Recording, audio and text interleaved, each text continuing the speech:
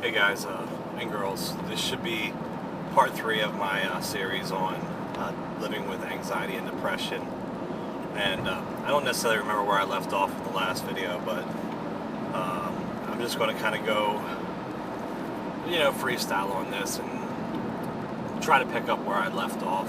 First of all, I want to say that first and foremost, I really am overwhelmed by the amount of support and suggestions and helpful information that everybody has seemed to provide, and the incredible feedback. It is honestly overwhelming. It means more to me than having 1,400 subscribers. It means more to me than having 60,000 views on a video.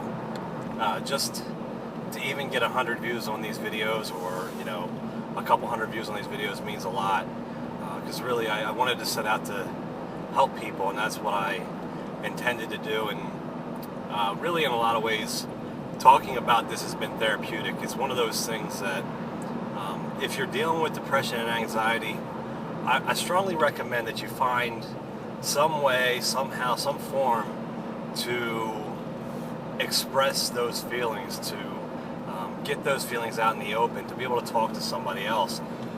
You begin to realize and find out that there's so many people that you may not realize, but they deal with the same issues that you deal with. I think that in my videos in general, I probably come across as pretty happy-go-lucky. Nobody would know from watching some of my videos or a couple of my videos what I deal with on a personal level. So to be able to put it out there and to have people receive it the way that they have and to give feedback has really helped a lot. And I just want to say thank you to everybody. I really, from the bottom of my heart, thank you.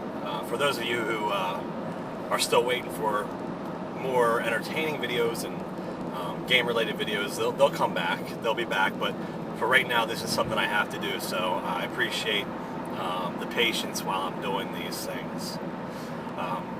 So I believe last time I was kind of talking about really when depression started for me, and when anxiety, which is the main thing for me, when that started. I'll tell you guys that, I think everybody who deals with depression deals with some form of anxiety, and vice versa. Everybody who deals with anxiety deals with some form of depression. They kind of go hand in hand. I mean, you become depressed and you don't know why you're depressed, so you become anxious. And you become anxious and you get so drained that you become depressed. They're really one and the same in some senses. The only difference between depression and anxiety is that anxiety might make you feel like you're dying. Depression makes you want to die. And at times it gets to that point where people choose to either end their life, or at least attempt to, or even contemplate it. And that's when really you kind of got to get out there and seek some help in some way, shape, or form. Like I said before, and I think I mentioned in the last video, I've always dealt with depression. Depression was that first thing for me, and anxiety was there too, right from a really early age. Things that I shouldn't have been depressed about. Like I said, I was depressed about things that I shouldn't have been anxious about. As a kid, I was anxious about it. It wasn't a normal kid. My parents thought I was mature for my age, and some of it may have been maturity, but a lot of it was just the fact that I was expressing feelings that I should have never expressed at a young age. And my mom looks back on that, and I know she has a lot of regret, but she did the best she could as a parent, and my dad did the best he could as a parent, because he was dealing with things that he couldn't control on his own.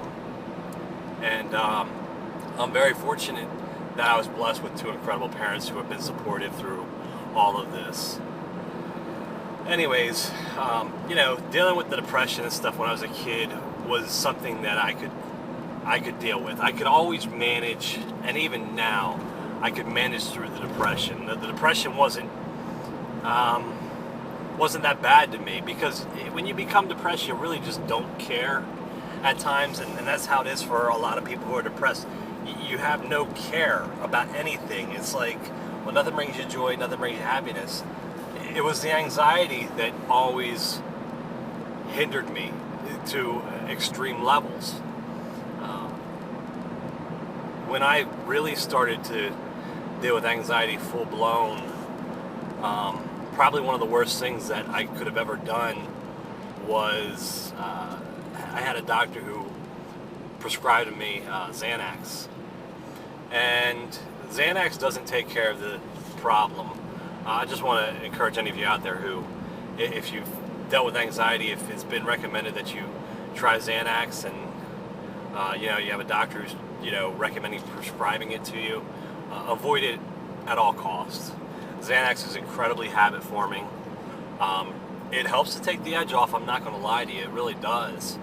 But it gets to a point sometimes where one Xanax isn't enough, so you double up on the dosage and you take 2, and then sometimes you take 3, and before you know it, you're taking double your dosage, and you can run the risk of running out your prescription early, and then a whole whirlwind of anxiety just kind of overtakes you.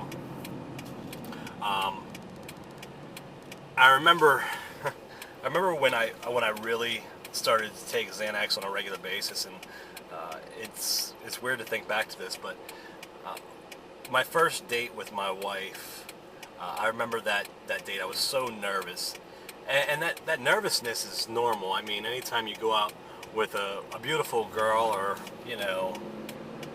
someone you're attracted to or you like in some way, you're going to be nervous. But instead of dealing with those nerves, I decided to take a Xanax. I decided to take something that would block those nerves. And it kind of was slowly, I would compare it to like a gateway drug. I mean, people, talk about gateway drugs and stuff like that, and something that, you do recreational, and before you know it, it's a snowball effect. You're, on to other things. Now, I haven't, experimented with other stuff, but, Xanax is something that I've been prescribed, and so I started taking Xanax. I took it that first time, or not that wasn't the first time I took it, but I took it at that point when I shouldn't have taken it. I should have just dealt with the emotions I was feeling, and turned it into excitement. Throughout me and my wife dating, she was away at school, and I always had issues with traveling. I always had issues with going outside of what I would call my comfort zone. And for somebody who deals with anxiety, they could explain it to you. I think that everybody has their comfort zone. It might be the comforts of their own home. It might be a certain radius within their house. It's always some type of area where you feel safe. Safe zone would be another way to describe it. For me, it was like if I was at home, or maybe even at work to an extent, or someplace I was familiar with, I would feel comfortable. I'd know that I was okay. And even at times where, I would face a panic attack or an anxiety attack, I would flee to that place that I considered to be safe. And I would get there and things would kind of calm down. When my wife and I were dating, like I said, she was away at school, and the distance between us was about 250 miles. So in order to see each other, we had to travel back and forth, and in the beginning, I was actually able to do that a little bit. I was able to drive down there and face the anxiety and deal with it because I wanted to see her. But as anxiety began to play more of a role in my life and began to overtake more of my freedom, traveling became less and less of something that I could do. I wasn't able to go away. I'd find excuses for having to go and visit her because I was scared. I was afraid of getting in the car and driving down to see her and having an anxiety attack.